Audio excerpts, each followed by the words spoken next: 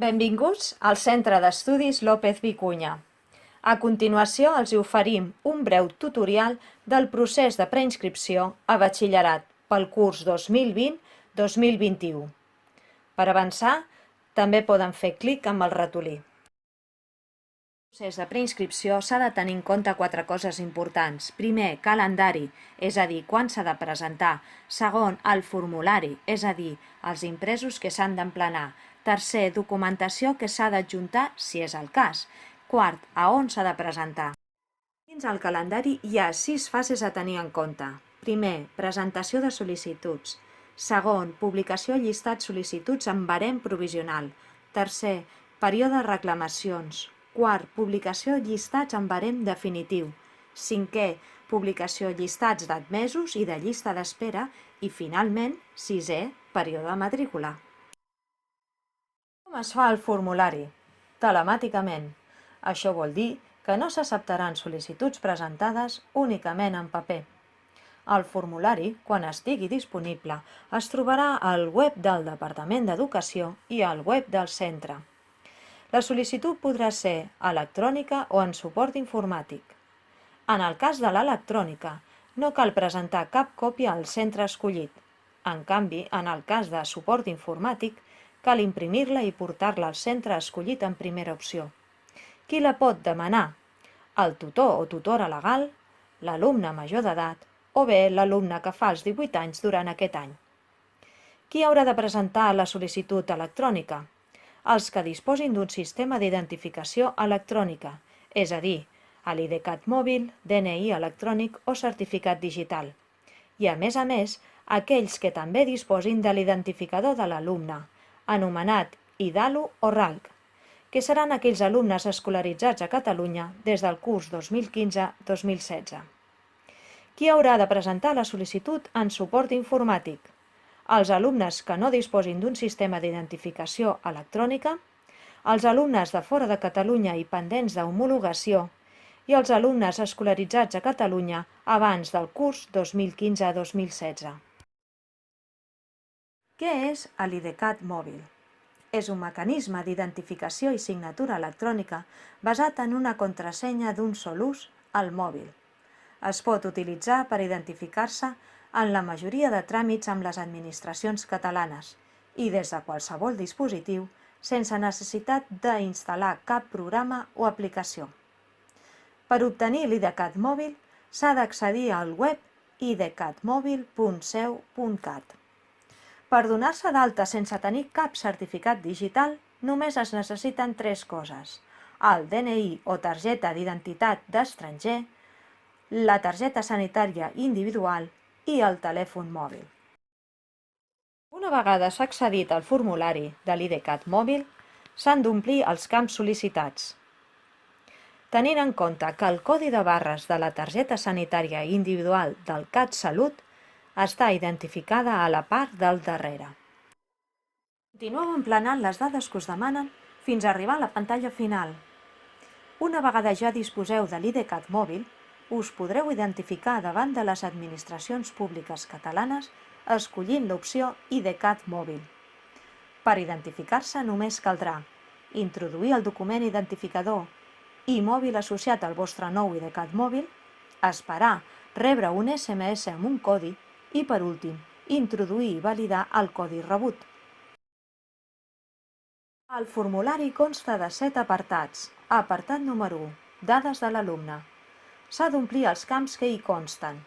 Remarquem 3 qüestions importants.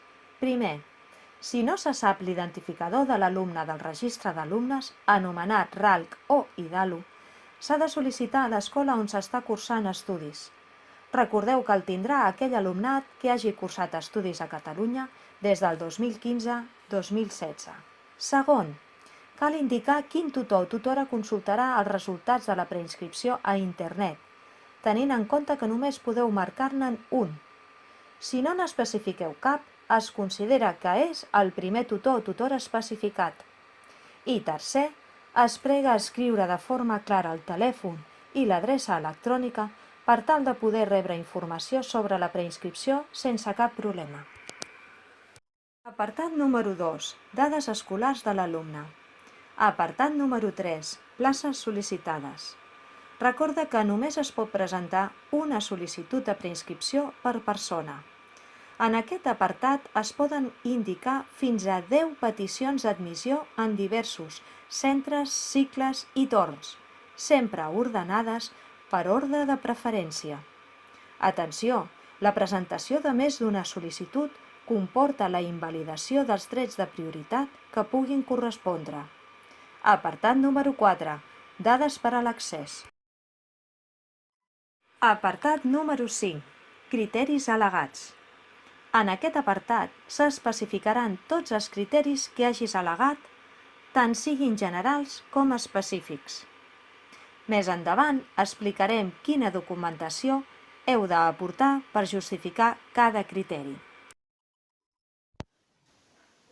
Apartat número 6. Criteris pendents de comprovació.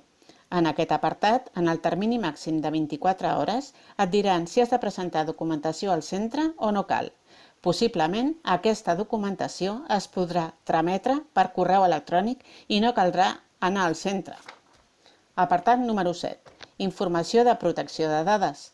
Per finalitzar el tràmit de sol·licitud de preinscripció, s'ha de confirmar que has llegit la informació sobre la protecció de dades. Documentació i criteris de prioritat. Barems de puntuació.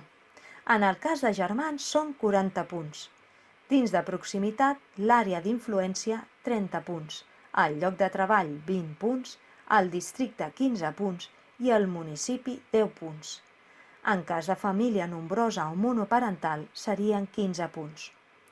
Documentació pel que fa a criteris generals. En relació a l'àrea d'influència, original i fotocòpia del DNI, NIE, passaport de l'alumne. En cas de menor d'edat també cal presentar original i fotocòpia del llibre de família o altres documents relatius a filiació, així com original i fotocòpia del DNI de la persona sol·licitant, és a dir, pare o mare o tutor, tutora. Si es tracta de proximitat del lloc de treball, es necessitarà còpia del contracte, justificant si és de renda mínima d'inserció i documentació acreditativa en cas de discapacitat.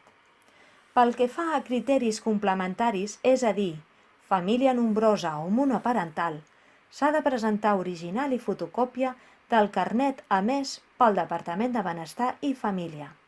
I, per últim, documentació dels criteris específics, no cal acreditació en cas d'adscripció al centre i sí justificant en el cas d'estudis simultanis d'esport, música o dansa. A on es presenta? Si has fet la sol·licitud electrònica, no s'ha de presentar cap còpia al centre demanat en primera opció. Pel que fa a la documentació acreditativa de criteris de prioritat, només cal presentar-la si no ho valida el departament. Si has fet la sol·licitud en suport informàtic, cal presentar el resguard de la sol·licitud enviada per internet al centre demanat en primera opció, juntament amb la documentació identificativa i la referent als criteris de prioritat. Com ja hem comentat, possiblement es podrà trametre per correu electrònic i no caldrà anar al centre. Molt important, totes aquelles persones que tinguin dificultat per realitzar el tràmit telemàtic des de casa poden contactar amb el centre i nosaltres us oferirem la nostra ajuda. Consulteu les dades de contacte a la darrera pàgina d'aquesta presentació. Vols més informació? Si t'has quedat amb dubtes, ens pots escriure als següents correus electrònics: direcció@lopezvicu.info o secretaria@lopezvicu.info. Moltes gràcies i fins aviat.